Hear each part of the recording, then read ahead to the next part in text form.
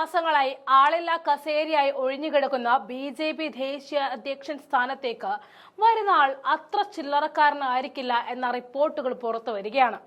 BJP. അധ്യക്ഷ കസേരയിൽ പട്ടി വിറ്റുകിടക്കുന്നു എന്ന് വരെ പ്രതിപക്ഷാംഗങ്ങൾ ആരോപിച്ചപ്പോഴും കമ എന്നൊരക്ഷരം മിണ്ടാൻ അവരെ കൊണ്ടായില്ല. കേന്ദ്ര ആരോഗ്യ വകുപ്പ് മന്ത്രിയായി സ്ഥാനക്കയറ്റം കിട്ടിയതോടെയാണ് മുൻ അധ്യക്ഷ സ്ഥാനം ജെ.പി. നദ്ദ സ്വീകരിച്ചത്.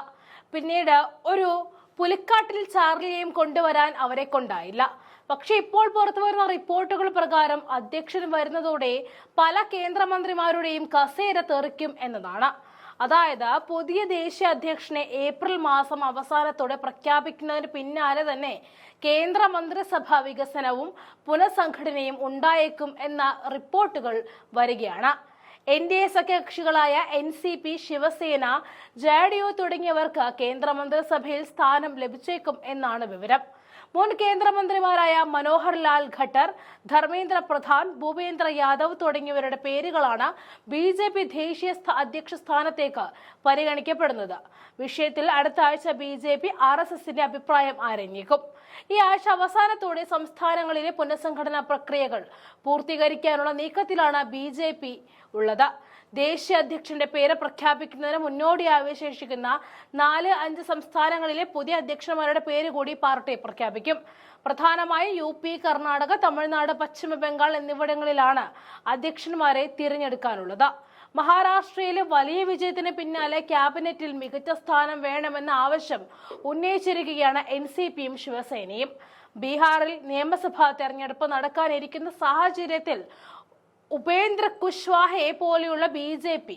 കേന്ദ്രമന്ത്രിസഭയിൽ ഉൾപ്പെടുത്തിയേക്കും എന്നാണ് സൂചന.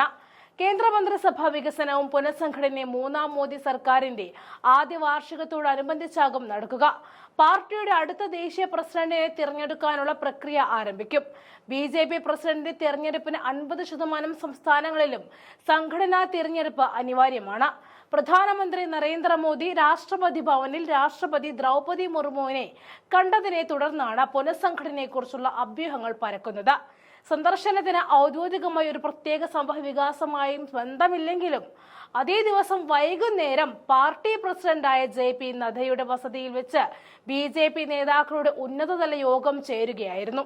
ആഭ്യന്തരമന്ത്രി അമിത്ഷായും പ്രതിരോധ മന്ത്രി രാജ്നാഥ് സിംഗും വാണിജ്യ മന്ത്രി പീയൂഷ് ഗോയലും റെയിൽവേ മന്ത്രി അശ്വനി വൈഷ്ണവ് തുടങ്ങിയവരും ഈ ചർച്ചകളിൽ പങ്കെടുത്തതായിട്ടുള്ള റിപ്പോർട്ടുകളുണ്ട്. മൊത്തത്തിൽ ബി.ജെ.പിയിൽ മാത്രമല്ല മന്ത്രിസഭയിലും ഒരു അഴിച്ചുപണി നടത്തുവാനാണ് സാധ്യത. തിരഞ്ഞെടുപ്പ് നടക്കാൻ പോകുന്ന ബീഹാറിലും അടുത്ത വർഷം തിരഞ്ഞെടുപ്പ് നടക്കാൻ പോകുന്ന തമിഴ്നാട്ടിലും കേരളത്തിലും പശ്ചിമ ബംഗാളിലും ഓരോ കേന്ദ്രമന്ത്രിമാരെ തന്ന് സുഖിപ്പിച്ച് നിർത്താമെന്ന ധാരണയുമായിട്ടായിരിക്കും മോദി സർക്കാരിന്റെ അഴിച്ചുപണി ഉണ്ടാവുക.